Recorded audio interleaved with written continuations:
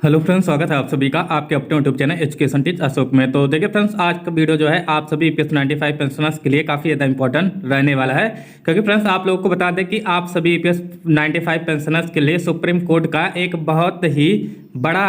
आदेश जारी किया गया है। यानी कि फ्रेंड्स आप सभी ईपीएस 95 पेंशनर्स को न्यूनतम पेंशन की धनराशि दिए जाने के संबंध में जो है सुप्रीम कोर्ट ने एक ऐसा फैसला सुना है जिसको सुनकर जो है सेंट्रल गवर्नमेंट में अफरा तफरी मच गई है। और देखिए फ्रेंड्स, सुप्रीम कोर्ट के इस फैसले से जो है तीनों मंत्रालयों के जो है होश उड़ गए हैं। और देखिए फ्रेंड्स, इसके साथ में जो ईपीएफओ संस्था है ये भी जो है सुप्रीम कोर्ट के इस आदेश को लेकर काफ़ी ज़्यादा चिंता में डूब गया है। और इसके साथ में आप लोगों को यह भी बता दें कि आप सभी ईपीएस 95 पेंशनर्स की जो भी मांगे चली आ रही है इस संबंध में जो है प्रधानमंत्री और श्रम मंत्री द्वारा आप सभी लोगों के लिए एक पॉजिटिव बयान दिया गया है। तो आइए फ्रेंड्स, आज के इस वीडियो में जो है इन सारी चीज़ों के बारे में आप लोगों को बता देते हैं। तो फ्रेंड्स आप लोगों को बता दें कि आप जितने भी ईपीएस 95 पेंशनर्स हैं आप सभी लोगों को न्यूनतम पेंशन की धनराशि 7500 रुपये प्रति माह दिए जाने के संबंध में और महंगाई भत्ते समेत मेडिकल का लाभ दिए जाने के संबंध में प्रधानमंत्री नरेंद्र मोदी और श्रम मंत्री का जो बयान है ये सामने निकल कर आया है कि इन सभी ईपीएस 95 पेंशनर्स की ये जो भी मांगे हैं ये पूरी तरीके से जायज़ है। और इनकी जो भी मांगे हैं कि न्यूनतम पेंशन की धनराशि को 7500 रुपये प्रति माह और साथ ही साथ जो है महंगाई भत्ते समेत मेडिकल का लाभ दिया जाए, इससे जो है जल्द ही इसका लाभ इन्हें दिया जाएगा। और इसके साथ में आप लोग को यह भी बता दें कि वित्त मंत्री निर्मला सीतारमण जो है इन सभी ईपीएस 95 पेंशनर्स को 3000 रुपये प्रति माह और साथ ही साथ जो है महंगाई भत्ते का लाभ पेंशन के रूप में दिए जाने के संबंध में इनके द्वारा आदेश जारी किया गया है। यानी कि फ्रेंड्स वित्त मंत्री निर्मला सीतारमण जो है इस बात पर अड़ी हुई है कि ईपीएस 95 पेंशनर्स को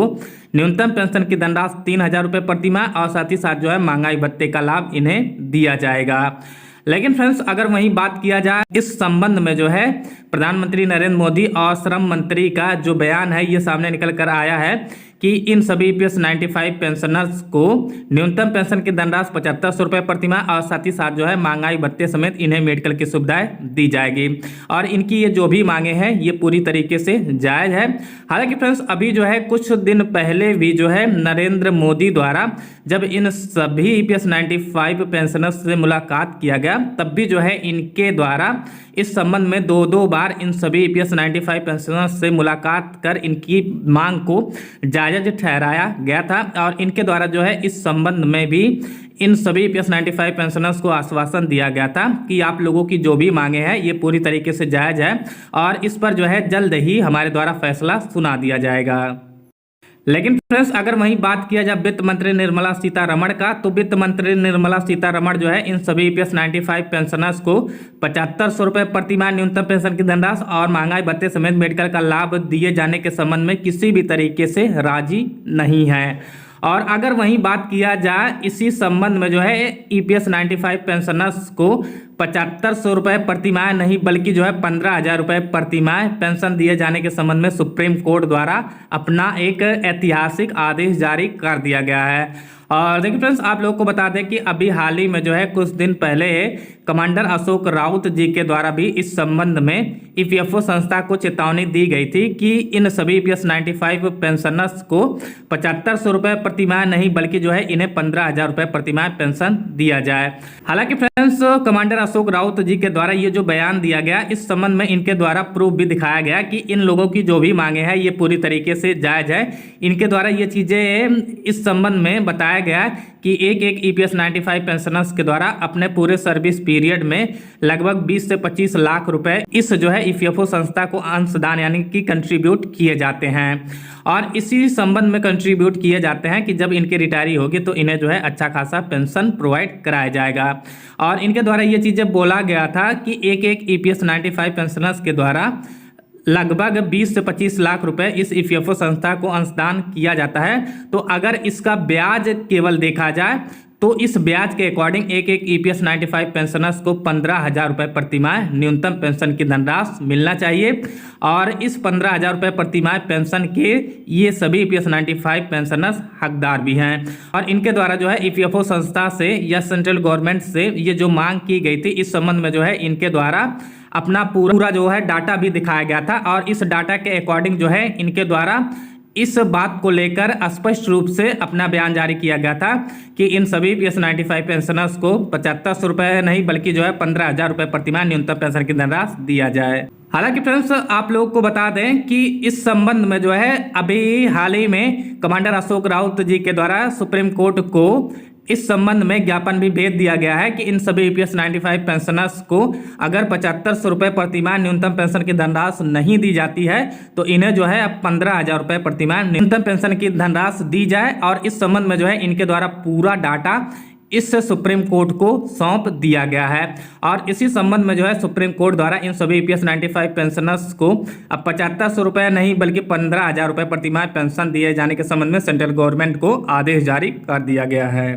और देखिए फ्रेंड्स होना भी चाहिए क्योंकि इन सभी PS95 पेंशनर्स के द्वारा जब CBT की मीटिंग में इनके द्वारा ये मांग किया गया कि इन सभी PS95 पेंशनर्स की न्यूनतम पेंशन की धनराशि को